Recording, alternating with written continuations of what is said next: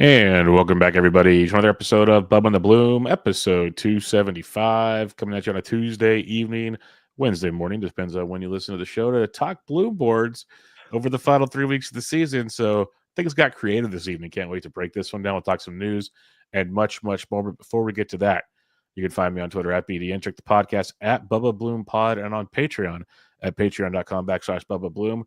And my co-host, as always, on Twitter at RyanBHQ, Ryan Bloomfield. How we doing, my friend? Doing well, yeah. We are getting creative here in mid-September with a show title called "Who's Starting but Not Playing." That's like the most confusing thing that we could come up with. Maybe it'll add some intrigue. People will listen for just out of curiosity alone. But I'm doing good, man. I am excited for the future of our podcast. So we got some really good stuff coming down the pipe. I know we've got 2.5 weeks left of the season, but we will be heading full steam into some new stuff once we're done with the season. So more to come on that. But yeah, just stoked for what we're doing. Yeah, 2026 will be here before you know it, and we have a lot of things coming up for 2026. And one of the first things is First Pitch Arizona, Ryan. We are less than 2 months away, is the way I look at this one. When it comes to FPAS, basically 7 weeks at this point. Yep. I believe there's a price change coming up pretty soon that you're going to let people go on. The original room blocks have sold out, so they have a new set of room blocks. This is going to be a big one this year, folks. It's pretty crazy. So before I completely butcher the entire spiel, I'll throw it your direction. Yeah, it's on track, or probably already is, the biggest First Pitch Arizona ever, to the point where, yes, we sold out the host hotel, and there's now a room block literally next door. It's actually like the same. They connected, basically. Yeah, they're connected, so don't let that deter you. You're actually closer to the stadium. You are actually closer, exactly. We have to walk past the courtyard at Marriott to get to the stadium. So yes, there is a price, and this is the last kind of price discount for First Pitch Arizona. If you're on the fence, go check it out over at baseballhq.com. We tweeted out the program schedule is already up, not like everything, but the meat and juice of it. So we are featured on there a couple times, which is super freaking cool on the main stage. So we're excited for that. And then golf, November 6th, Thursday, we got actually another new sign up today. So we're up to nice. 5 full groups. Drop the headline there with me. Didn't tell me that one. Didn't even tell you that one. So we're up to 5 full groups, hoping to fill it out with 7. That'll be Thursday to kind of kick things off. And yeah, man, less than 2 months. Actually, 2 months from today will be like one of the most depressing days of the year, because we're flying back to reality after First Pitch Arizona with headaches. Southwest put 50% off tickets. I almost said I'm going to stay overnight and come back Monday morning. I almost did that already. The Fall Stars game is Sunday. Exactly. Like there's reason to do so. I thought about it, but I'm like, I should probably just get home, get back to reality. But it was very tempting because it was nice last year. That was one of the only perks of, we missed the early start because of Halloween. We golfed Sunday, though, so we stayed Sunday night for the first time in forever. Like, I've never stayed Sunday night, and there's just something nice about that, not having to worry about it. But it is what it is. I did not really think about staying Sunday night. Approach that topic with the missus. So. Yeah, you have other things. On Wednesday to Monday. You just went on a 3-day football trip. Last year you went to the Masters. I think you're pretty much we're going to go to Vegas again this year unless something crazy happens. You're pretty much maxing out your leash, I think, on this one. I've maxed my allotment for the year. And sorry, not sorry, I guess, in my book on that. But yeah, looking forward to it. The main stage twice will be pretty sweet. So yeah, if you have any questions, let us know. We rave about it for a reason. It's pretty awesome. We do not get paid to rave about it. That's all I'm going to say is we love it because it's pretty darn awesome. And yeah, we're looking forward to it, and hopefully you guys can make it. And as Ryan says in tweets and another factors, if you're new to FPAS, you want to come hang out, one of us will get you a drink and we could chill and have a good time. So yeah, it's a very welcoming deal. Come check it out. All right, a little bit of news and notes, Ryan, before we get to this wonderful are they playing or not situation. Kyle Tucker to the IL with a calf injury. He had missed 5 straight games. They said yesterday that he was eligible to come off the bench if needed. Yeah, so much for that. He goes on the IL. They're still saying it should be a minimal stint. We'll see. Moises Ballesteros back up with the big club, but that doesn't do anything for me. It's just, you think they would have called up like Owen Cassie or something to play the outfield? No. So really weird situation with Tucker back down. It is. I think so. The big playing time improver, if that's the right word, is Willie Castro, the mascot. Yes, he Like is. basically playing every day now, and I think Will with Kyle Tucker out, and I think that's actually kind of huge for as many positions as Willie Castro qualifies at. I know I have him in a bunch of draft and holds, and right now when you can barely field a lineup, that's nice to have. So Willie Castro, if you need some speed, if you just need someone who plays a bunch of spots, I think that's actually a semi decent grab. Somewhat of a failed mascot pick for 2025. We will own up to that, but I still think could do some things while Tucker is out. Do you think Tucker is a drop? Because the IL is retroactive to September 7th. If we take the Cubs at their word, it's the 17th. That is like 8 or 9 days left of Kyle Tucker. I think I would hold and try and keep Tucker and somewhat trust what the Cubs are saying. I'm holding if I can. Yes, I know it's a really you're grasping at straws here, but he was actually starting to swing it really well before he got hurt here. Yes, and obviously that could completely disappear by going on the IL. But the fact that they're saying this shouldn't be a long-term thing, hopefully, I'm gonna roll the dice there and see, because that last week of the season, you're going to be streaming whoever has a pulse. Well, folks, he might have a pulse, and I think his pulse should be better than most you're going to find out there. So yeah, I would hold if you can, because it could turn into like Adolis Garcia. And I'm not comparing the two players, but like just went on the IL. He's gonna be back this weekend. Like you could have held him if you really needed to. I dropped him into some, kept him in others. Now not the same player, of course, but if he comes back that quick, that does have some legs to it. Yep, absolutely agree. Any sign of a setback, he's gone. But definitely. All right. Sorry, Bo Bichette heads to the IL with a knee sprain. He hurt it, and then they had X-rays, and he came back and played after the rain delay. And you're thinking, okay, he's good. Hasn't seen the field since then, which is quite a shame. I haven't seen an actual timetable on this, but I'm thinking knee sprain. All the Blue Jays people are like devastated, so it makes me feel like this is a few weeks, like season's over. Hope he's back for the playoff situation. That's kind of how I'm reading this one. Yeah, I mean, I don't know. We'll see. I think that if there's any chance the Jays can get Bichette back, even for the regular season. I mean, they are winning the AL East, but it's a 3-game lead on the Yankees, 3.5 on the Red Sox. At least as we record, I think the Red Sox are still playing, but they don't have it locked up. So if they can get Bichette back at all, they will do it. Freaking Discord, man, just unbelievable. Unbelievable, the Discord tonight, just cheering the return of Ernie Clement, who has been the shortstop, the fill-in shortstop. There's that smirk on your face, Bubba. Ernie Clement is back. Ernie Clement, and as I pointed out to our wonderful Patreon subscribers and Discord members, that no one cares. Ernie Clement has a 274 on-base percentage in the second half. Like, that is horrendous, but no one cares. Everyone loves Ernie Clement.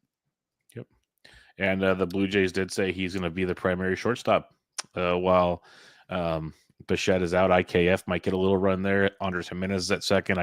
They want to keep IKF kind of as a utility player. So it's Ernie Clement's world, and Ryan's just going to have to live in it right about now. That's kind of how it's going. Yeah. So. And honestly, I shouldn't say it pains me to say this, but Clement is a nice grab, especially if you're bunching batting average. I don't think the power is going to be there. It's a 2% barrel rate, but power was never the thing, Ryan. Power is never the thing. I mean, neither was stolen bases. Neither was it really is anything the thing. But a common theme, and we will talk about this in our BloomBoard segment when we get to it.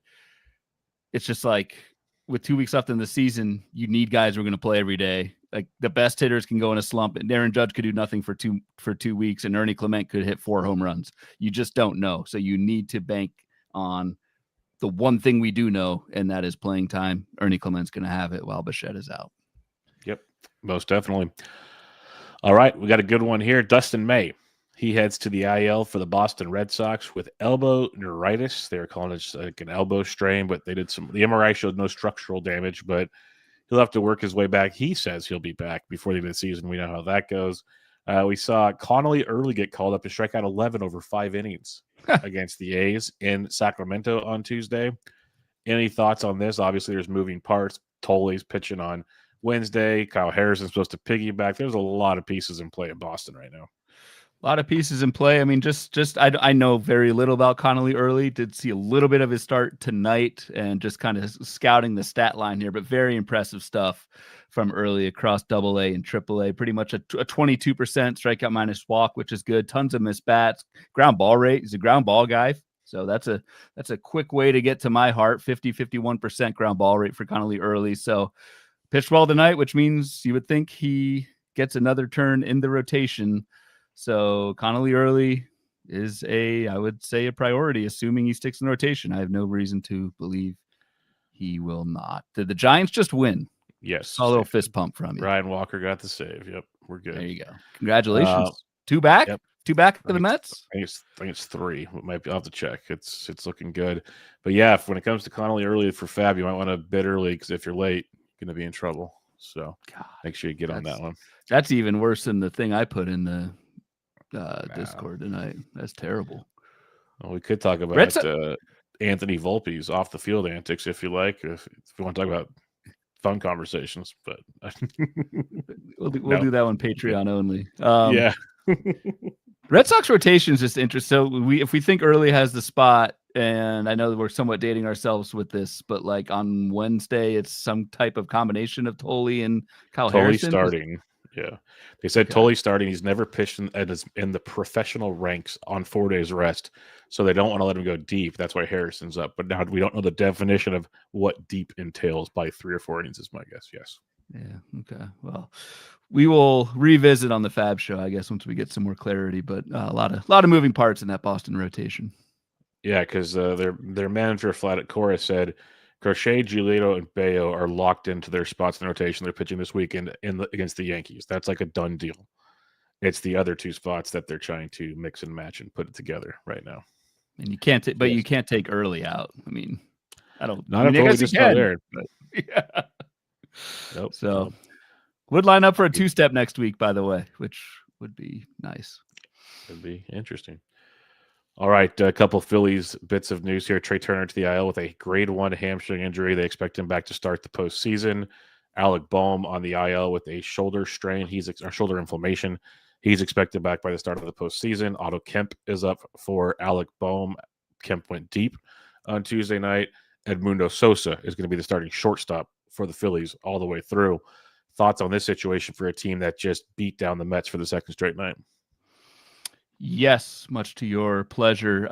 Trey Turner, both of those guys are drops. Turner sounds somewhat serious, so that's not great. Edmundo Sosa, I think, is the play. Edmundo Sosa is going to, sounds like, fill in for Trey Turner, and kind of like an Ernie Clement, right? Like plays everywhere, does a little bit of some stuff. I think I actually like Sosa more than Clement. I mean, I kind of have to. I do too. Oh, I would too. No, okay. I'm with you on that. Yeah. I actually like. I've recommended Edmundo Sosa in the past. You're like, no. Like, no, he's better than Clement. Clement had playing time. That was the difference. Dude, that's good, Rico. That was like 2 years ago. I remember that. Yep. Remember these grudges. Never forget. Never forget. Yeah. No, I think Sosa he's hitting 274, 7 homers, steal, 237 plate appearances, a little bit of pop, good K rate, great lineup. So plays everywhere. You like Sosa as a pickup this week. Yep, and Otto Kemp, he could be interesting for the power department. He's had that in the past, so we'll discuss him on Thursday as well. The other bus driver. He's more the substitute. We have a commuter in Miami, and we got the long hauler in Philadelphia. Just check the MLB app in the wild card. The Giants are 2 back of the 3rd wild card spot, so we got action, folks. Imagine if Bob Melvin didn't screw it up for 2 months. We'd be doing great. Daniel Palencia to the IL with a shoulder injury. This just doesn't sound good. I didn't drop him for last week, so I wanted to hear more. Good chance I'll be dropping him this week, Ryan, unless somehow some good news comes out. Brad Keller looks to be the man. Kittredge pitched in the 7th on Tuesday night. Kind of put a kibosh on that for now. So where do you sit on this situation? Yeah, Palencia I also held because he was not put on the IL as of Fab on Sunday night, but now he will be a drop once you hit the IL this late in the season with the shoulder. I don't see that coming back for the regular season, which sucks because Daniel Palencia was one of our collective better fab ads of the season. Yeah, you're right. It would have been Kittredge did pitch the 7th. I think somewhat high leverage though, because he relieved Cade Horton in the middle of the inning. I don't know exactly the game situation there, but could have been a leverage spot. The Cubs won 6-1 on Tuesday night, scored 4 in the 8th to kind of put a save out of the equation. So Keller was available and probably would have closed it out. They went with Ben Brown instead to get him some work. So it sounds like Keller, at least for now, but still, I don't think we know if it's going to be kind of a mixture. It sounds like it will, but we don't know. Yes, we do not know, to your point. Last bit of news here, Sean Murphy went to the IL with a hip impingement. He had like a hip tear, a labral tear. He's having surgery. He's obviously done for the season, should be back by spring training. Sandy Leone was recalled from AAA to take the catching backup role from Murphy, which was strictly pretty much a backup role because Drake Baldwin's been the dude playing pretty much like 4 or 5 days a week right now. So it's not a whole lot there, more so that like if you were still, this is a good precursor to the episode here. If you were still starting Sean Murphy for some reason, you shouldn't have been. Correct. And yeah, Baldwin's universally rostered because he was playing enough even in a backup role. So not much there. Most definitely. All right, let's get to the board. Let's see what we got here. Light us up and tell us what we're looking at here. All right, so shout out to, I was somewhat out of ideas for our episode. These are always tough with 3 weeks left in the season because we just don't know how players are going to do. And it's just very, we could do like a last month risers and fallers, but like how actionable is that over the last few months? So I put the call out in the Discord, and our good buddy Aaron Gifts, Aaron Asbury, came up with this concept of, we talk about ads and schedules and that sort of thing on, every Thursday on the Fab preview. This is a little bit different. This is looking at the players who are over 60% started. So pretty much widely started in NFBC main event. This is a 15-teamer. I wanted to use main event because there's a lot of dead teams in the NFBC 12-teamers right now, the OCs. There's a lot of dead teams there. So these are players that are pretty much widely started, over 60%. Yet have the fewest number of at-bats over the last 2 weeks. And so the angle here is strictly playing time. Are there any guys who are universally started that aren't doing much or even aren't playing much? Like aren't doing much is more the Gene Segura, like they're playing every day, they're just not doing much. These are guys who are not playing every day, and thus you need to look at them as potential drops or sits for these final 2 weeks of the season. So that's the kind of general thing that we're looking at here. So the board itself has the names of these guys. We've got, I think, 40 of them with their start percentage and their at-bats over the last 2 weeks. And then there is a small list on the flip side, guys with the most at-bats over the last 2 weeks, yet are under 50% started in main events as well. So that's the general gist of this board, is to be monitoring playing time, play guys who start, guys who are playing, sit guys who are not. Sounds simple, but they slip through the cracks. Not always. Good point. So we'll start at the top here. Jack Caglione, that's been quite people in Discord were not happy. People on Twitter were not happy when he gets called up and not playing. I had to kind of try to slow things down, saying the team didn't want to bring him up anyways until he could play, and then the roster's expanded. That's how I saw it. I will say this. Now, he started on 63% of mains. He's got 12 at-bats over the last 14 days. He played versus a lefty today, which is a good start. He's played 4 of the last 5 games. Maybe this is a sign of things to come in this scenario. I'm still not sold on this, as you still have other options in the outfield situation here. You have Jonathan India just came back, which kind of messes with things. Bobby Witt's been banged up, but he came back tonight. Yep. There's moving pieces, of course, but where you at where you at on Jack, your boy, who really wasn't getting a ton of playing time for a while there? Wasn't. And I did like kind of manually remove the obvious injured guys because, like, yeah, you don't have a lot of at-bats in the last 2 weeks because you were on the IL for half of it. That is the case with Caglione, but I didn't want to take him off for the exact reasons that you just mentioned. So, like, even when Caglione came back from the IL on September 2nd, he's been benched 3 times in those 8 games. So I don't think you can really rely on, even in a 15-teamer, Jack Caglione the rest of the way, especially like you said with Bobby Witt. Hopefully the back is okay. He's back at shortstop. India's back off the IL. I don't know if Caglianone's going to be an everyday guy. So only 63% started, but only 12 at-bats in 8 games, which isn't great for Jack Cags on the way back. So look elsewhere. Look for other options if you have Jack Caglianone. Yeah, I'm curious about the playing time. They got 3 righties on tap this weekend, and then the 6 righties in 6 games next week. So 9 games starting on Friday in a row versus righties. I'm guessing he might play 7 of those, but the other point, I don't think his production's good right now. So I'm not running to play him. So he didn't start against a righty on Sunday, last Thursday, or last Tuesday. So that's what I'm saying. I think he plays like 7 of the 9, 6 of the 9. So yeah, that's back to the point. Not what you need for starting at this time of the year. And I think the overarching point is my guy is hitting 154 with 5 home runs and 177 plate appearances. Ernie Clement or Jack Caglianone?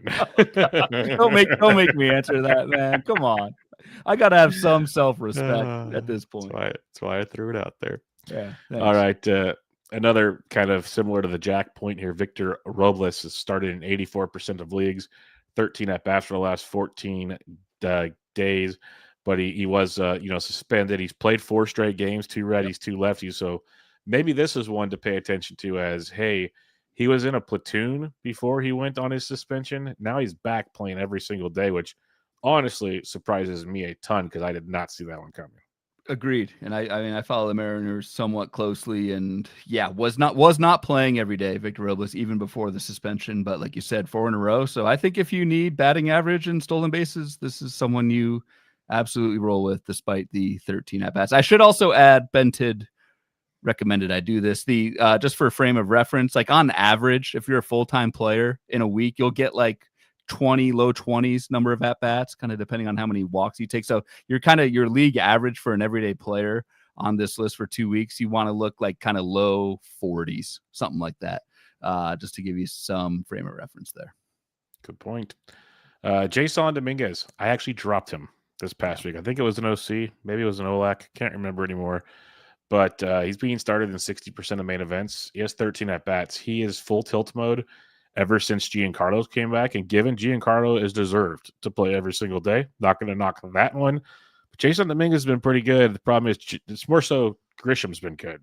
That's what's really curtailed this event. Jason's played once in the last 6 games. Started once in the last 6 games. He's not even 23, and they can't even find a spot for him. So it's pretty rough. This is why Jason Dominguez is like, he is the cover boy of this episode. Like, actually, quite literally, our YouTube thumbnail features Jason Dominguez. I don't see how it's possible he's 60% started in these leagues and playing, starting like once or twice a week. This is the perfect example of somebody who you cannot rely on over the last two weeks. Like, I love the long-term outlook. I actually like the skills. I wish the Yankees would play him more. There's just not enough space, and he's not playing. So I don't think you can start Jason Dominguez, even though he's 60% started in these 15-teamers.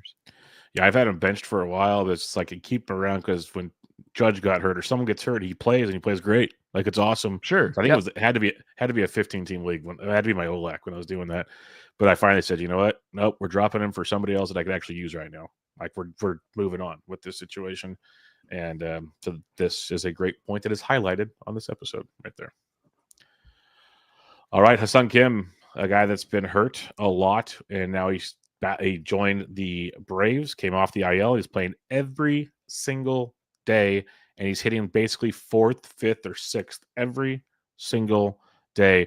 We talked about this on the Fab Show, Ryan. This is one of the top pickups of last week. Still widely available in 12s, pretty much rostered in 15s. What do you have on Ha-Seong Kim? Yeah, I don't know. Probably should have removed Ha-Seong Kim from this board manually, but this is one who, right, you do need to look. Like, if we did this over the last week, Ha-Seong Kim would be one of the top at-bats guys in the game because he is playing every single day with the Braves. Stolen base maven, 6 steals, 116 plate appearances, only hitting 231, but that's going to be very fluky given that he hasn't played much. So Ha-Seong Kim is, I think, an add in any format at this point. Yep, completely agree. Jake Berger, really curious your thoughts here, so I won't completely derail this one from you because I have a lot of thoughts on this. He's being started in 88% of main events, 21 at-bats over the last 14 games. He came back from the IL and he's playing pretty much every day now. He's taking Rowdy's job. There's no platoon. But would you play him every day, Ryan? Right. Like that's the problem. I would. I think Jake Berger is still really good and he is playing every day. Came back from the IL, did not play the first 2 games back, and it was like, guess it's Rowdy time, but it is not.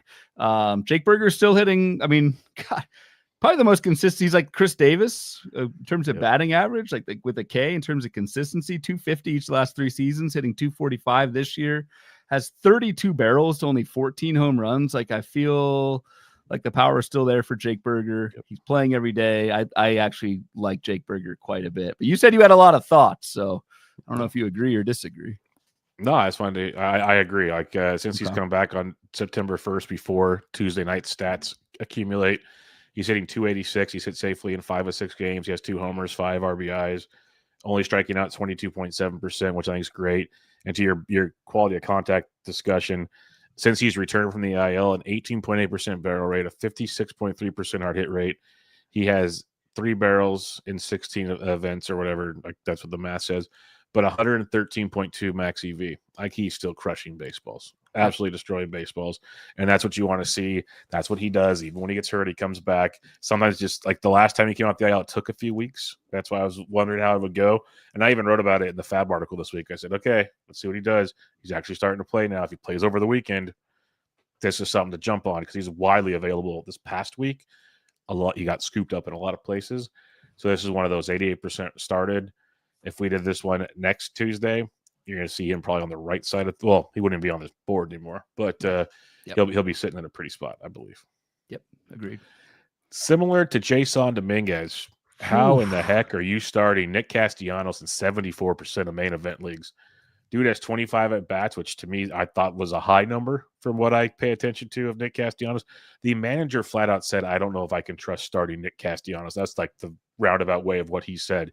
He's on the bench. You go to roster resource, he is on the bench. Now he's played the last 3 games to really screw this whole thing up. But where are you at on Nick Castellanos? It's this one's the trickiest for me because sat pretty much the entire weekend. I guess played Sunday, but was off Thursday. I wonder if that was just like a mental break. I forget who else had that recently. Teoscar, I think. Pete Crow Armstrong, Teoscar for the few. So it could just be that. You're right. Castellanos has started the last 3 games. Did hit an RBI double minutes after I created this board, which of course is going to happen. I don't want to punt on this, but I've just watched the next few lineups. If you're like in weekly leagues or you said it over the weekend, if Castellanos is playing these next couple games, I think you do start him. However, I mean, the other elephant in the room is like there's a reason Castellanos hasn't been playing, right? He's hitting 192 with 1 home run over the last 31 days. So, like, again, I'm not as worried about that. Like, that stuff can fluctuate. You just need the playing time at this point. But I don't think, like, I think you probably have better options in a 12-teamer for Nick Castellanos. And Bubba, I know you agree with that. You're more down on him than I am. Yeah, he's gone for me like in 15. Like, I have him in DCs. I haven't started him in weeks, and there's not many other options in DCs. Let's put it that way. And he is like 31 days is a small sample, sure, but the second half of the season he's hitting 203 with 4 home runs. He had 12 homers, hit 273 in the first half. Like this has been a long go. 12 RBIs in the second half. He's crushing your fantasy teams, absolutely crushing them. Because most people just said he is a Gene Segura. He is a poster boy for Gene Segura for a lot of people. And I'd be worried now. Sure, like to your point, in 2 weeks, could he turn it around and put up 4 home runs? And yeah, sure, he definitely could. At the same time, they are now gone with Alec Boehm and Trey Turner out of that team, so some of the backup in that offense is also gone. I want nothing to do with Nick Castellanos the rest of the way. If he proves me wrong, so be it. I will take my chances elsewhere. Okay. All righty. A favorite of the show, favorite of yours, Jesus Sanchez. He has he started in 84% of main events, 26 at bats though over the last 14 days. Strict platoon with Jesus Sanchez. Strict platoon. So you got to watch the Astros roster, and that's a big part of this. Like the rest of the week, when you're talking Houston, or this whole week, it was 6 games, 1 lefty, 5 righties. So good week for Jesus. We'll see how that pans out by the end of the week. What are your thoughts on Mr. Sanchez? Right. Jesus Sanchez, strict platoon, don't even want him playing against lefties, and he is on this board just because that's the way the schedule has shaken out lately for Houston. They've faced 6 lefties in the last 12 games, so Jesus Sanchez just isn't playing. However, looking at the weekly planner for this week and next week, Houston gets 5 righties the rest of this week, or maybe 4 since they play tonight. 6 the following week. So rock and roll with Jesus Sanchez. This is just a byproduct of Houston playing a bunch of lefties, and they won't see as many lefties going forward. So that's good news for Jesus. Good call. Cedric Mullins, 70% roster or started in mains, 26 at bats over the last 14 days. Another strict platoon guy, but a guy that's not hitting either.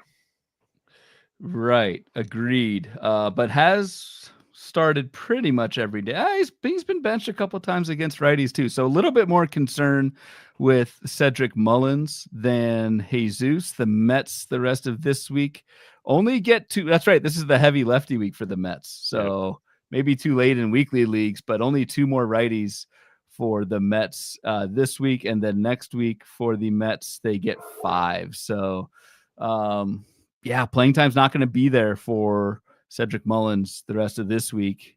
And if someone gets hot, takes his place, Houston's in a battle with the Mariners, who are now just 1 game back in the AL West. They just won a few minutes ago. Josh Naylor's doing a post-game press conference in a basketball jersey. That's beautiful. He's such a beautiful human being. They need to sign him. Yes. I'm Francisco. I'm very lukewarm on Cedric Mullins the rest of the way, just because I don't know if he actually still plays every day against righties. We'll see. Yeah, I agree. It's a good point. And to the other point you made, four lefties on the week and still 70% started. Bold strategy, Cotton. Yeah, that's somewhat egregious, to be honest with you, because it was a 5 lefty week for the Mets. Pretty much an obvious situation there that did not take place. Yeah. Christian Yelich started in 93% of leagues, 28 at bats for the last 14 days. Obviously missed 4 or 5 days with the back injury. He's back, looking good again, hitting the ball hard. Stole a base on Tuesday. Yep. I think we're good. Was just going to say the stolen base tonight is just that's the chef's kiss. It's just, he's not just playing just with precautions. He is out there and running. So this is what you're going to get with Christian Yelich. Feels like this is a yearly occurrence in September. I think yes, it was rough. You missed 5 games in a row, Christian Yelich. Hopefully that's the worst of this. I think you just roll with Christian Yelich and take a day off or 2 each week. Christian Yelich is so good that he can make up for it in playing 4 games in a week or something. So I think you just roll with it and not get too cute here. I agree. He was pretty adamant too. And they kept asking about his back. He's like, "Hey, I had surgery. I haven't taken a day off for this thing all season. Yeah, it's sore. We're fine." And he knows. He knows his back. He knows. Yeah. He knows. So. He was like, "This is you guys need to calm down. We're good. Don't worry about it." So we're good. Dalton Varsho. This is another one that was battling injuries for a while. Started in 91% of mains, 28 at bats over the last 14 days.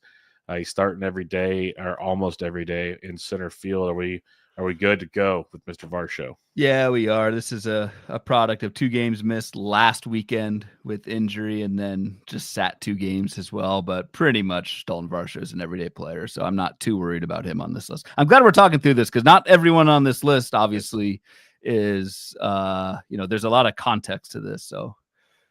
So yes, don't just look at the board. Actually listen to the pod, which you're already listening to the pod as I'm saying this. So I'm really talking to nobody. So that's great. Okay, you're talking to me, my friend. Yeah. All right, Jake Mangum style. I'm actually glad he's on the list because I enjoyed writing about him this past week in Fab. He started in 86% of mains, 29 at bats over the last 2 weeks. But that checks out because Mangum sits versus lefties and he starts versus righties. And again, I hope I'm going to try to stop stealing all the talking points here. But no, go for it. You're much more in tune with playing time and trends, as we all know, than I am. So go for it, man. But the thing I love about Jake Mangum is the dude is a batting average machine since August 1st, hitting 323 with 8 steals, 0 power. There's no home runs. But if you want to shrink sample sizes, because some people say that's, you want smaller or you want larger, let's go smaller here. Since the 72 weeks, hitting 415 with 5 steals, strikes out less than 4% of the time. The dude's a hitting machine. And if they have a heavy righty week like they do this week that we are talking about now in the presence, it was a great week to go grab some Jake Mangum. Well, there's 4 righties, so it's not a heavy, but still pretty good. And if you look at Tampa Bay next week, it's 6 righties in 7 games, all in Tampa Bay. Yep. So I loved him this past week. He wasn't the top guy on my waterfall, but that's why I wanted to talk about him for a second. Is we're like Dalen Lyle was above him for me, which checks out. But when you're looking for, it's hard to find batting averages, and he might not move the needle a lot in the last 3 weeks, Ryan. Like, let's just be real when it comes to ratios. But dude, if a guy can hit 430 for 3 weeks for you, that's got to help a little bit. Just gonna throw that out there. Got to help a little bit. Batting average works both ways. Guy ahead of you, guy or gal ahead of you may go, 2 for 30, like some of my squads, and it's actually they can actually fall back. Unlike you can't hit -1 home runs. A couple of my teams have tried, but I don't think that's possible. So you can still move in these ratio categories. And Jake Mangum, I think the biggest thing, if you have him on your team right now, you're in a weekly league. 6 righties at home next week. You lock and load here. So not only am I, not down on Jake Mangum, I am embracing Mangum style. Yes, God, that rings music to my ears hearing you say stupid things like that. That's actually one of your better nicknames. If I was ever good with like Photoshop, I'd have the Psy thing with Mangum's head on it, dude. Like RotoWare, make it happen. You can learn. We can, as the idiom goes, we could teach an old dog new tricks. You got the old part right, that's for sure. All right, let's talk about the next one here. Kerry Bonds. That's all I heard in the preseason. Kerry Bonds. Kerry Carpenter, 88% started in main events, 31 at bats over the last 14 days. Ryan, what do you got on Kerry Bonds? Just platoon. So that's probably why he's on here. Detroit this week gets 4 more righties after today. Detroit next week only gets 3. So that is at least how it lines up now. Again, this could all change. And we're not even looking at the last week of the season because who knows what rotation is going to be. But Kerry Bonds, you're safe with this week. I don't know about next week with 3 righties. You're probably still rolling with him because Kerry Carpenter still, I think, pretty good. But you may have better options than 12 teamers. And that's one reason why we're talking about this right now is because, like, obviously we'll talk fab and who we're going to pick up as kind of could partner with it. Some of these guys are like, yeah, no duh, you're going to play with these guys. But over the last final weeks of the season, if you need, like, you can jump a couple points and runs, or you need every at bat you can get. So, or if you're good, if you're good on offense, you need steals. Kerry Carpenter's not doing that for you at all. Everything is categories at this point. So yeah. So if he's going to, and if you know he's sitting 3 games, like that's crushing you for certain things. So that's where you have to start making these really, like, some might think they're not tough decisions, some might think they're tough decisions, and that's one of the big points of this exercise is to more point that kind of stuff out too. Yeah, in the Fab Show we're really focusing more on like pickups, but like a lot of these guys are obviously they're widely started, but they're obviously widely owned. So it's a little bit of a different conversation. These could be drops. These could be drops. These could be, and if you're not starting somebody next week, are you dropping them because you're not using them, and that's half the season? So only one more fab period to go after that. Like someone else gets them for a week, or you can pick them up, or they just sit there. Exactly. So it just gets very, very tricky these last couple weeks. Yep, it is 40 chess right here. And trust me, you think an old dog do tricks 40 chess? Yeah, not over here. Nathaniel Lowe, 81% started. Nathaniel Lowe, first baseman for the Boston Red Sox, 81% started. 31 at bats. He's actually swinging it well when he plays for Boston. It's the when he plays start. He pretty much righties, Ryan, but he got a lefty in the mix, but then he sat versus a lefty on Tuesday, so Romy Gonzalez could play first base. So what are you doing with Nathaniel Lowe? Yeah, he's tricky because Nathaniel Lowe's like, yes, he's been swinging it well lately, but he's not so good that you just roll with him no matter what. 3 more righties this week for Boston, only 4 next week, so you may have better options if you're not in 15 teamers, if you have Nathaniel Lowe. If you're forced to play him these next 2 weeks, I think you're still fine because they get enough righties, but that is why Nathaniel Lowe is on here. He is not an everyday player for Boston. Yep. Giancarlo Stanton, 91% started, 32 at bats over the last 14 days. This is a guy I tilted for weeks in the Discord because it's like you knew he wasn't going to play every day. So how do you start him? And he still crushed in like the 3 games he played. So I just started playing him and said, screw it. I'm breaking the rules here. Yeah. And now he's playing every day. pretty much. with the occasional maintenance day, and that's why. And we're almost to the point where like we're almost getting to league average with some of these guys. Stanton, they're not going to play him 7 games in a row just for, you got to keep our guy upright. So you just roll with. I like your approach. You have Stanton, start him. Don't worry about it. You'll reap the rewards. Yeah, with Judge playing the outfield, Stanton can DH. It changes things a ton over there. This one surprised me to see him on the list. And now I realize it's because he's been banged up, but still he's playing pretty much every day. Taylor Ward, he's 100% started in main events, but only has 33 at bats. Is it because he's getting walked a lot? I have to look in this more. Like, what do you got here on Taylor Ward? Because the dude plays a ton, and it feels like he's always doing well. He is playing every day. It's two injury days, which is why Taylor Ward is on this list. I think we got a couple questions from Doc on benching or cutting Taylor Ward. Taylor Ward over the last month has not been good. It's been a 163 batting average. 163. That is pretty bad. Really not good. But I think, and it kind of goes back to what I was saying at the top. We know Taylor Ward's pretty good. We've seen him be horrible, like at the start of the season, and all of a sudden turns it back on. You just ride this out. As long as the playing time's there, I think you just go with Taylor Ward and just kind of hope some of that low BABIP lately corrects. And I think had a couple hits tonight and a steal, something like that. So he's fine. He'll be fine. He will be fine. Bobby Witt Jr., he'll be fine. Just came back from his back injury. Not even going to approach that. Should have deleted him, but yeah. Yeah, not going to approach that conversation. Gavin Lux, I will, though. Gavin Lux, 61% started in mains, 33 at-bats over the last 14 games. They finished the week in Cincinnati, but again, if they're started in mains right now, you're starting them for the first half of the week, in theory, as we're doing this. Where are you at in Gavin Lux? Because they have 7 at home next week. 7 at home next week against 5 righties, and it's a good schedule. I guess looking at the weekly planner, it's a 12% K to walk for starting pitchers going against the Reds next week. So I guess Gavin Lux is startable. I don't think Gavin Lux is all that great. He's got 5 home runs. Is this Gavin Lux's page or is this Ernie Clements? No, it's Gavin Lux's page. 5 home runs and 448 plate appearances. This is okay. This is before you completely just derail Gavin Lux's career. The thing with him that is rough, yes, there's no power at all. Literally, he had 3 home runs. He had 3 home runs in June, Ryan. He's only had 2 the rest of the season.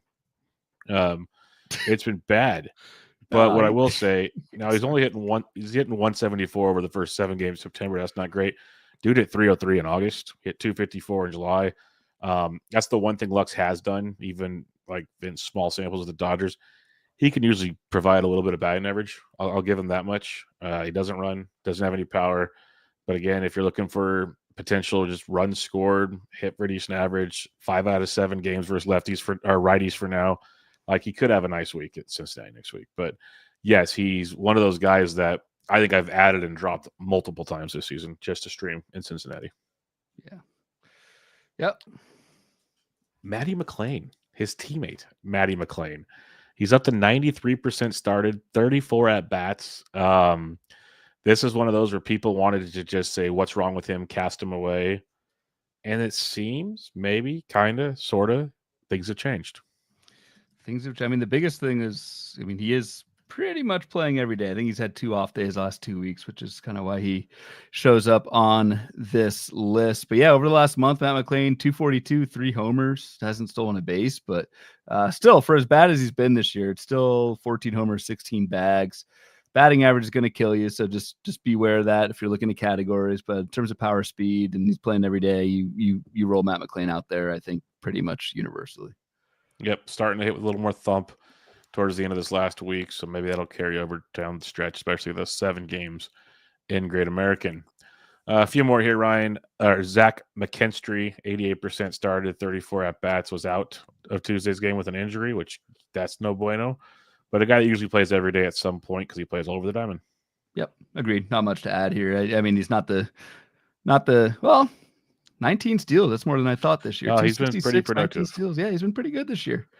He'd be one of those DC darlings. Is what he would be because he plays all over the place. Yep, you can get 19 steals and stuff. Like you'd be pretty pumped. Yep. If on you've been that. starting McKinstry, you still go ahead and do it. Yep. Ryan McMahon, he is another guy that has been started in 72% of leagues, 34 at bats. Production stinks, but he plays. Yeah, I think he has. Does he have one homer with the Yankees? No, he's got a couple. Looks like. I I don't know. Ever since Ryan McMahon left Coors Field, and granted, this is 15 teamers, so you just need somebody who's playing at corner. But yeah, I don't think Ryan McMahon's all that great. Yeah, dropped him a long time ago. Moved on from that party. Isaac Collins, the once front runner for Rookie of the Year, now that has gone to Cade Horton. Isaac Collins, 61% started in the main event, 34 at bats over the past 2 weeks. I can't figure out what's going on here. I know he left on I believe it was a paternity list at one point. Yes. And since he came back, it has been a roller coaster of emotions, it feels like, for him.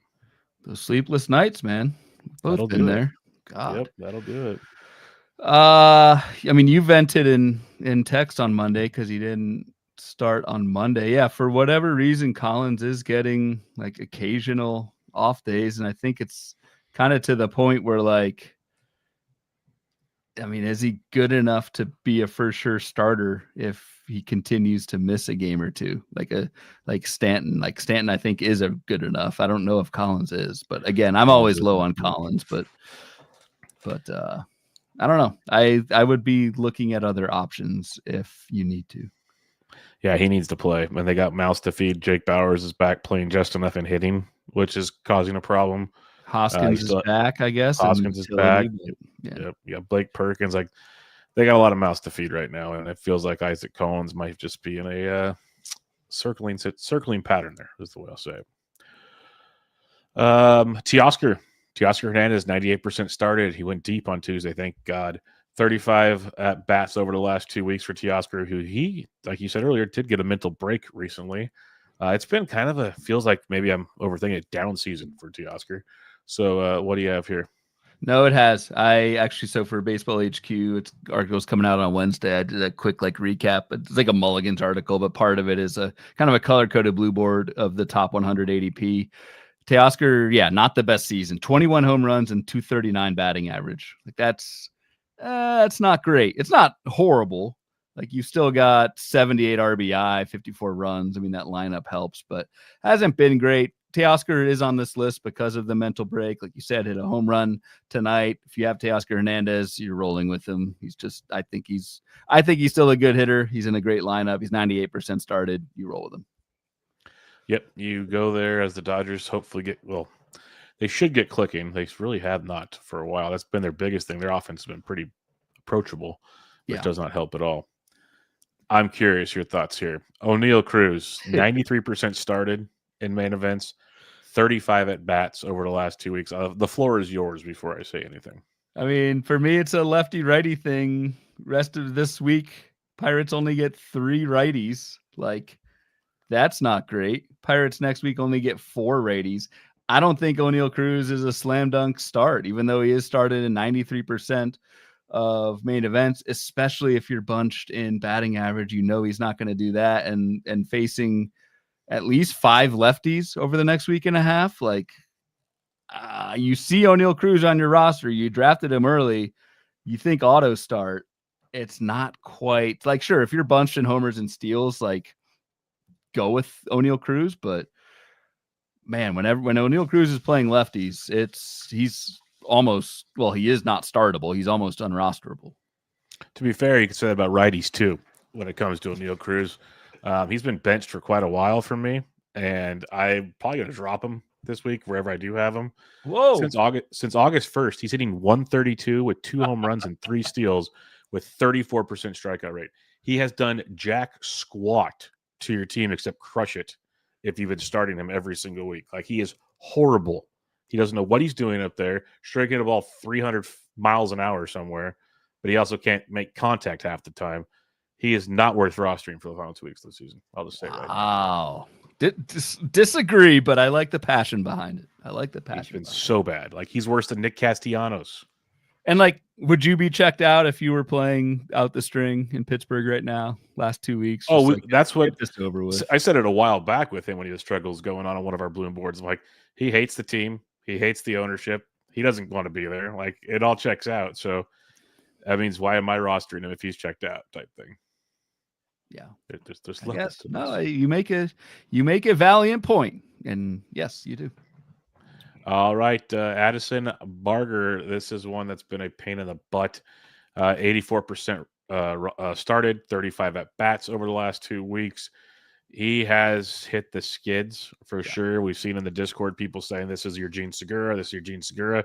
Did have a big double tonight, but it's been few and far between for him. What are your thoughts on Mr. Barger? O'Neill Cruz-esque lately. Not as bad. 169 batting average last 31 days, 2 homers in a bag. Pretty close.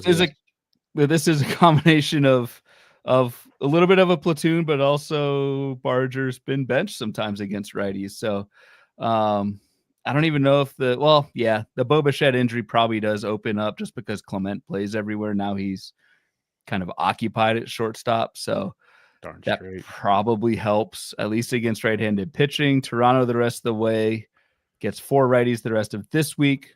Well, 3 after tonight. And only 4 righties next week. So not a slam dunk start for me, Addison Barger. He has certainly been an excellent fab pickup for you, but that means nothing going forward. If you've got better options, I would not say Addison Barger's an auto start.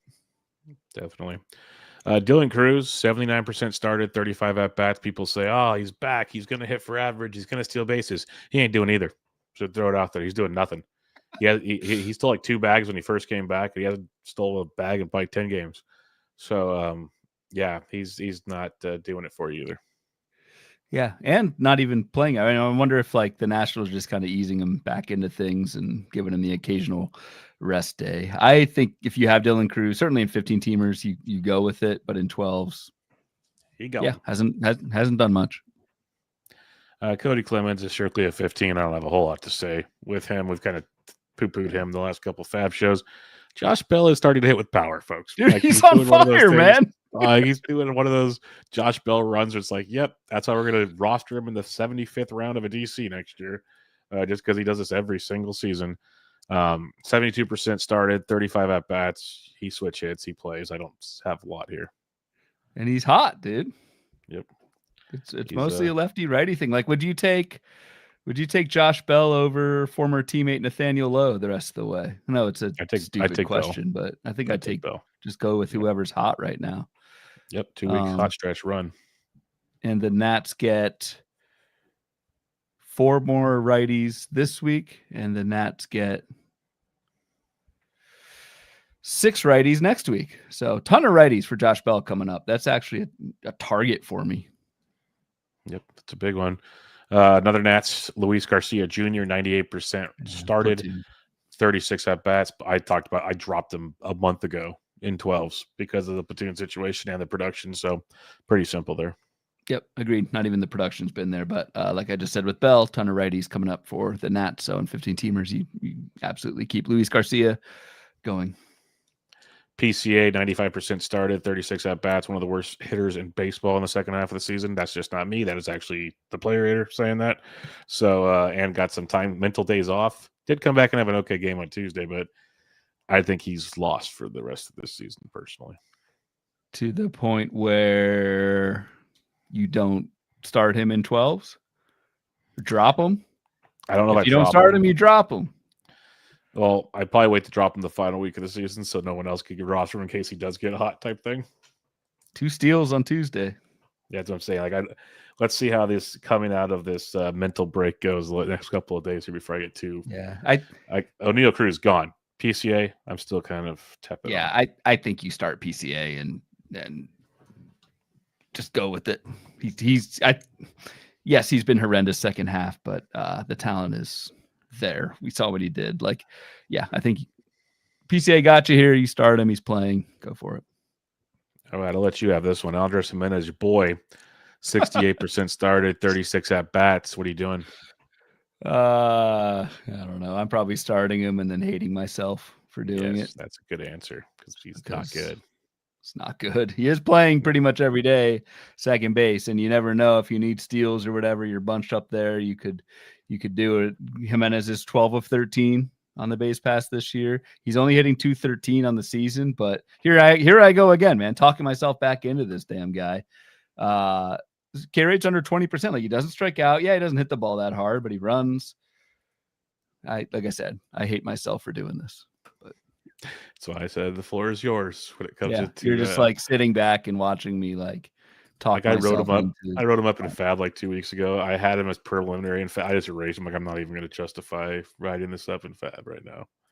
I'm out. I'm out on that one. All right, we'll go quickly through the opposite side of things here, Ryan, because this is where I think it gets in. Like, we talked about guys you could potentially cut for your final 2 weeks, which is, I think, very valuable in this weekly conversation. To your point, Fab, we pretty much talk about who to add. Don't focus on the negatives as much. Otherwise, we'd be there for 4 hours. Let's talk about these, though. Curtis Mead of the Chicago White Sox, 33% started in mains, but he's got 47 at-bats. That's telling you he's playing us way above average, to Ryan's point earlier in this one. He was hitting 7th on Tuesday. I know that because of DFS, but he plays pretty much every single day. First, third, DH, you name it, he does it. So what are your thoughts here? Yeah, I don't mind Mead. I mean, he doesn't really do anything well. He does a little bit of everything, but playing all the time, and since he's basically been on the White Sox, I still mentally think he's on the Rays, but 15-teamer. And I mean, I think a 33% start rate for Curtis Mead, which is what we're looking at, that's probably about right. I don't think you go for Mead in 12s, but the playing time is there. So that inherently means he's a target in 15s with 2 weeks left. Most of these will be 15s. That'll be just pretty clear. If they're barely started in mains, this will be a 15 thing. But hey, people say we don't always focus on the deep enough. Well, here you go. This is your wheelhouse for Fab coming up here. Kyle Karros started 46% of leagues, 45 at bats. He's just not good. He's not good. He's not good. Right. He's the son of a former great player. He plays in Colorado. Maybe he'll be good down the line. He's not good right now. Colorado is in Coors next week. 5 righties against a very good schedule. They host the Marlins and the Angels. So that's a good schedule. Very good. That is a good schedule at home in Coors. Just throwing that out there. A good schedule. Yeah, you got to be pretty desperate. But again, in 15-teamers, you don't have many other options. So Kyle Karros in 15s, if you need a corner, it isn't the worst thing in the world, even though he probably will do nothing. We'll skip Alec Bohm as he is on the IL now. We'll go to Thomas Sagasi. This one's intriguing to me because this is a guy we liked when he got called up last year. Yep. Playing time's always been a thing with Sagasi. 25% started in mains, 42 at-bats, tells you the playing time's there. He's pretty much the primary second baseman. Now, before we go too good or bad here, Brendan Donovan started a rehab assignment. He's supposed to be back on Friday. I'll let you have the floor now. Well, you toss that wrench in there and then you bail, throw the grenade. That's right. I was going to sit here and recommend Sagasi, and no, I won't. At least you threw it out there before I start talking. That's what friends are for. Thanks. I just wanted to make sure, if there's a setback, we'll talk about it Thursday night, and then Sagasi's very much back in play. But this is one of those, if you've been rostering him, thank you for your service. The 25% that have been starting him, sharp of you. Well done. Kudos. But it's tough going forward. Yeah. I got nothing on Nacho Alvarez. He might be worse than Kyle Karros. Might be. Yeah, no nachos for me. Heriberto Hernandez, he's had his moments where he's got the power. The batting average is pretty rough. 40% started, 41 at-bats. That's pretty wide open there. In Miami, we will talk about a different outfielder on Thursday night that I'm pretty pumped to see if this pans out. But anything on Heriberto Hernandez? No, I think if you need power, I mean, Hernandez has started all the last 10 games. It's been split lefties and righties. So I think this is an everyday player, an 11% barrel rate. He's got 16 barrels in 231 plate appearances, hitting 260. I think this is a decent 5th outfielder in deep leagues, and he's playing every day. So again, you just never know when that power could result in 3 homers in a week, and there you go. That's what you need. So I'm actually somewhat high on Heriberto Hernandez. Yeah, I've rostered him off and on into some of my 15s for the last couple months. Stowers is not coming back, it sounds like. So I haven't heard a report on Tuesday. Didn't play Friday, so he got pulled off Saturday and Sunday's rehab games. Went back to Miami to get reevaluated on Monday. Got pulled off his whole assignment Monday. For all of that factors, I think we might not see Stowers the rest of the season. And that, to your point, that makes Heriberto probably even more enticing the final 2 weeks of the year. Yeah. Brian Rocchio's been playing a ton with Cleveland, 40%, started 41 at bats. I've always, no, probably no, but no. Yeah, great place to be, right? Yes. Brian Rocchio doesn't really do anything. He's there for his glove, really anyways, deep, but really deep league. Yeah, if like a 40% start rate in the main, that's tough. That's why 15 teamers are freaking tough, man. Like Brian Rocchio is not that good. Yeah, nearly started in half of the leagues. Nearly started in half of them. That is insane. Ouch. God. But he's into necessities. And that's not like a dead team or anything in Maine's. Like you actually had to pick up Rocchio in the last couple of weeks to do this. And granted, I mean, I guess we shouldn't hate to. It's been 3 homers, 3 steals over the last. He's been productive. Month. He's done a little bit, but that's right. I said I go back and forth on him. I remember rostering him in DCs. He has his moments where he's really, really good. And there's other moments okay, he's just there for his glove. Yeah. Yep. That's where it's frustrating. That's where I meant yes, no, yes. You just either got to suck it up and roll, which in a 15 is what you do. That's why I just couldn't stomach it in 12. But then there's Brooks Baldwin, who I said I could almost see in a 12 now, mainly because he can play in every position on the diamond, it feels like. 37% started in Maine's, 41 at bats. I honestly thought he'd be way higher rostered or started in Maine's. I'm surprised by that.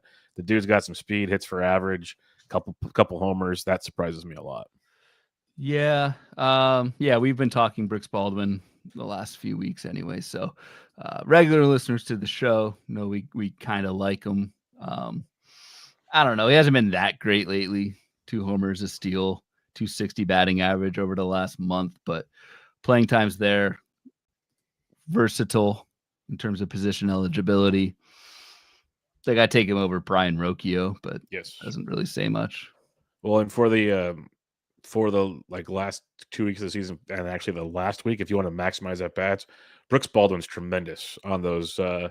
You set your rosters Monday and Friday. You want to get as many at bats as possible. When guys all of a sudden sit for the weekend because their team clinched or something, Brooks Baldwin's tremendous for that flexibility. Rocchio, Michael C says Rocchio has 3 more home runs than JC over the last 30. Nice. Not gonna dispute that one. It's probably going to stay that way, too, when Brendan Donovan comes back on Friday. Yeah, exactly. Kobe Mayo, it's Hellman's the only Mayo I want to talk about, so Kobe's gone. Yeah, Hellman has taken over the condiment crown. So, I don't know. Not too in on Kobe Mayo or Nolan Jones. Nolan Jones, who's next. So. Yeah, I was passing him. Jordan Walker's a guy I know you've been more interested than me. I don't know if I just have so many biases against him, but 26% started, 38 at bats. He gets to play a ton. He's, he had a walk-off hit the other night. Just never has the power, I guess, I expect from him, but maybe he's doing enough to play. What are your thoughts on Mr. Walker? No, I'm not. Did not start on Tuesday, so that again was after I made this board, so he may be even off this list. Did not start last Tuesday, so just gets an occasional day off, and then again with your boy Donovan coming back. Just never. That's just I don't know. Just another happen? Body there. Last but not least, Jordan Walker's hitting 133 over the last month. So that's the big part right there. Tough so scene. More to the point. Why has he started at 26% of leagues? Hey man, it's brutal out there. I'm telling you. I mean, these main event leagues are tough, man. Good God. Ezekiel Duran, 11% started, 38 at bats. He was playing a ton. He was playing all over the diamond, playing first base and whatnot. It's still a lot of moving and shaking, but I'm worried the playing time's going to start disappearing. But maybe he sticks around because Simeon's out also. Yeah, man. 8 steals this season. Like if you're desperate in deeper leagues and you need bags, you could do it with Ezekiel Duran. How many? What's Texas looking at in terms of lefty righty here? AL West, 6 righties next week. That's not great for Duran. So, yeah, you've got to be pretty desperate for Ezekiel. I always like Ezekiel Duran. So do I. He's got no power this season, though. It's really weird.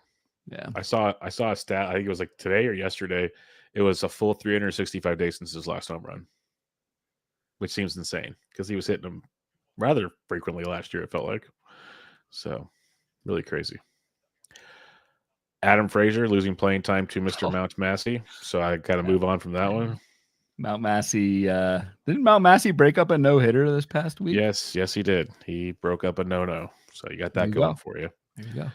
All right, I want to talk Dom Smith. This is the dude I've been rostering in 15s, and actually 112. I picked him up because I needed a replacement for Nick Kurtz while he was hurt, and I just kept Dom Smith. He actually came in this week when Joe Adell had vertigo, so that paid off. Dom Smith's gone yard again, and Dom Smith plays against most righties. He still sits occasionally, but he's playing a ton and sneakily producing right now. So I want to give him a shout on that. He's 11% started in mains, 37 at bats. I think there's a lot to like with Dom Smith down the stretch. Sure. Wow. Homer pick. 2 lefties and 5 righties next week. That bodes well. There you go. I will say, compared to some of these other scrubs, Dom Smith being 11% started in Maine seems a little low compared to the likes of Rocchio, Sajaci, Kyle Karros. I'll give you that. Good comeback. And then last but not least, Blake Perkins, 16% started, 36 at-bats. He's turning into a platoon guy. I actually dropped him in 12s recently. Yeah, but again, it is a body who at least plays a little bit, going back to what we're talking about with Isaac Collins, like someone who may just eat into that, either directly or indirectly, eat into that Isaac Collins situation. So to kind of bring this full circle, that's maybe another reason to look for alternatives if you have Mr. Collins. Definitely. All right, final thoughts before we get to some Discord questions. That's 45 players for you all in about 45 minutes. So that's pretty good, man. Yep, went through most of it. Some interesting drop discussion. Neil Cruz gone. Brian Rocchio start. Stuff like that. So where any final thoughts here? Jordan Walker or O'Neal Cruz the rest of the way, Bubba? Dude, bullet. Don't say Jordan. Don't even think about it. No, it's don't Cruz, even hesitate. It's Cruz, but good Lord, like at least give me something. Dom Smith or O'Neal Cruz? Give me Dom Smith. It's bad.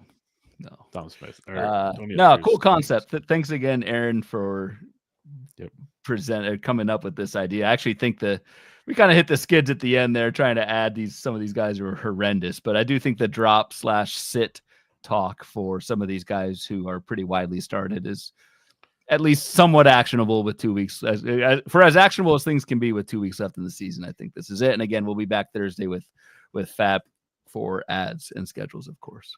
I have 2 Discord questions here. Aaron Gifts has one because Ben Tidd just had a comment to help us with. Aaron says, who is the most at-bats least started board? So the far right that gets the most stolen bases the rest of the way. Probably Rocchio. Man. I will go Brian Rocchio or Curtis Mead. I got Rocchio or Brooks Baldwin. So yes. I think it's Rocchio, but yes. The mailman Mike says, who has the best chance of finding an everyday role from the least started list?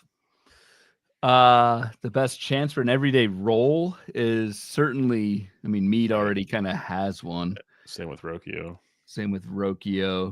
Your guy, Dom Smith. I guess it's not every day if you're in a platoon, but there's not many. Heriberto Hernandez. Yeah, that's probably my favorite name on the right side of the board is Heriberto Hernandez. Yeah. He can make a lot of noise in the power department, got a little bit of speed. Yep. This Marlins team, they're going to be a pesky pain in the butt, I think, the last 2 weeks of the season. They're not that bad of a squad. A lot of young guys that don't care, and they don't strike out as much as they used to, which is kind of crazy to think about. So, because you got Xavier Edwards, Jacob Marcy, Goose, Otto, the bus driver, Liam Hicks, Hernandez, Troy Johnson, Maximo Acosta, and Victor Mesa Jr., who we will talk about on Thursday night. Joey Weimer hit his second home run tonight. Like, they got a bunch of dudes that just don't care about your feelings, basically. And they're just going to go out there and ruin things. So, you had to throw a Maximo Acosta. I was just reading the roster, Ryan. He's right there batting 8th for the Marlins. Can't help it. Yeah, that's more than I don't read the damn roster. So, all right, we're going to bounce on that note. Ryan doesn't read rosters. He just is a hell of a writer. Speculator comes out Wednesday. Go check it out. over at baseballhq.com. But a lot of fun stuff coming up, as Ryan said earlier in the show. It's been a lot of behind the scenes stuff, pretty exciting stuff coming your guys' way after the season and into the off season and into 2026. So hopefully you guys are ready, and it's all because you guys support us. So we will give back to you. So thank you. But until then, we'll be back with Fab on Thursday evening. Make sure you check out Ryan on Twitter at RyanBHQ, the podcast at Bubba Bloom Pod, and on Patreon at patreon.com/Bubba Bloom. I'm at BD Antrick, and this is Bubba and the Bloom, episode 275. Catch y'all next time.